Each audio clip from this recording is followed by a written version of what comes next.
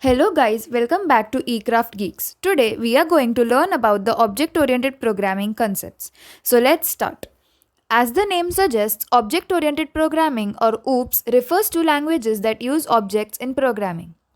Object-oriented programming aims to implement real-world entities like inheritance, hiding, polymorphism, etc. in programming. The main aim of OOP is to bind together the data and the functions that operate on them, and so that no other part of the code can access this data except that function. So, the OOPs concepts are class, objects, data abstraction, encapsulation, inheritance, polymorphism, dynamic binding, and message passing. Let's understand what are classes. So first, a class is a user-defined data type. It consists of data members and member functions, which can be accessed and used by creating an instance of that class. It represents the set of properties or methods that are common to all objects of one type. A class is like a blueprint for an object. Let's understand with an example. So, for example, consider the class of cars.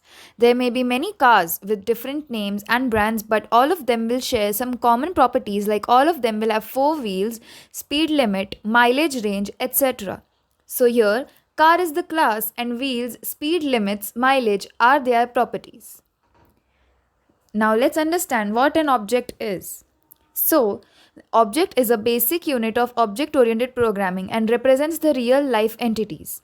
An object is an instance of a class. When a class is defined, no memory is allocated, but when it is instantiated, that is, an object is created, memory is allocated. An object has an identity, state, and behavior. Each object contains data and code to manipulate the data. Objects can interact without having to know details of each other's data or code. It is sufficient to know the type of message accepted and type of response returned by the objects. For example, dog is a real-life object which has some characteristics like color, breed, bark, sleep, and eats. Third, data abstraction. Data abstraction is one of the most essential and important features of object-oriented programming. Data abstraction refers to providing only essential information about the data to the outside world, hiding the background details or implementation. Consider a real-life example of a man driving a car. The man only knows that pressing the accelerators will increase the speed of the car, or applying brakes will stop the car. But he does not know about how on pressing the accelerator the speed is increasing. He does not know about the inner mechanism of the car or the implementation of the accelerator, brakes, etc. in the car. This is what abstraction is. Fourth, encapsulation.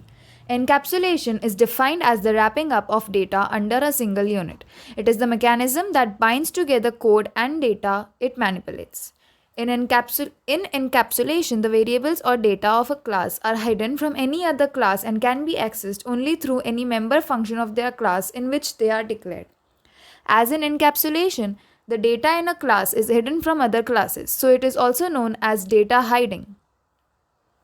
Now, let's consider a real-life example of encapsulation. In a company, there are different sections like the account section, finance section, sales section, etc.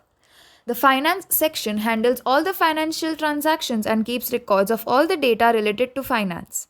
Similarly, the sales section handles all the sales related activities and keeps records of all the sales. Now, there may arise a situation when for some reason an official from the finance section needs all the data about sales in a particular month. In this case, he is not allowed to directly access the data of the sales section. He will first have to contact some other officer in the sales section and then request him to give the particular data. This is what encapsulation is. Here, the data of the sales section and the employees that can manipulate them are wrapped under a single name, sales section. Fifth, let's look into inheritance. Inheritance is an important pillar of OOP. The capability of a class to derive properties and characteristics from another class is called inheritance. When we write a class, we inherit properties from other classes. So when we create a class, we do not need to write all the properties and functions again and again, as these can be inherited from another class that possesses it. Inheritance also allows the user to reuse the code whenever possible and reduce its redundancy. Inheritance is the ability of one class to inherit another class. Inheritance provides reusability of code and allows us to create complex and real world relationships among objects. There are many types of inheritances. First, single inheritance. In single inheritance, one child class inherits only one parent class. It is illustrated in the image. Second, multiple inheritance. When one child class inherits two or more parent classes, it is called multiple inheritance. Third, multi-level inheritance. When a class inherits a child class, it is called multi-level inheritance. The class which inherits the child class is called a grandchild class. Multi-level inheritance causes grandchild and child relationships. The grandchild class has access to both child and parent class properties. Fourth, hierarchical inheritance. When multiple classes inherit the same class, it is called hierarchical inheritance. Fifth, hybrid inheritance.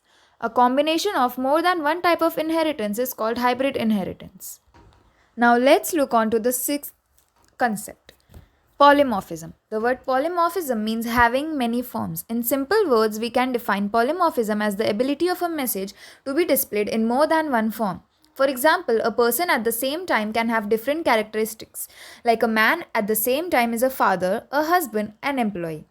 So the same person possesses different behaviors in different situations. This is called polymorphism. Seventh, dynamic binding. In dynamic binding, the code to be executed in response to the function call is decided at runtime. Dynamic binding means that the code associated with a given procedure call is not known until the time of the call at runtime. Dynamic method binding, one of the main advantages of inheritance is that some derived class D has all the members of its base class B. Once D is not hiding any of the public members of B, then an object of D can represent B in any context where a B could be used. This feature is known as subtype polymorphism. Thank you.